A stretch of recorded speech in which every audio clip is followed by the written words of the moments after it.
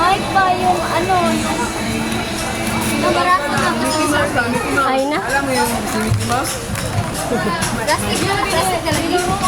Ay, ito si Mike. Excuse me. Ano mo, be? Yung plastic. Mag-trending to. Reels ko to, be. Sensyahan mo na, guys. Nag-flirting pa, habang nag-ano. Tara. Say hi to. Mag-hi ka, kuya. Malay mo, ma-develop ka. Dali na. Reels to. Hindi ka mag-haon? Nag-ahawayan. Bigla. Nahiya yung pinagkaanuhan nila, guys. Nawala bigla.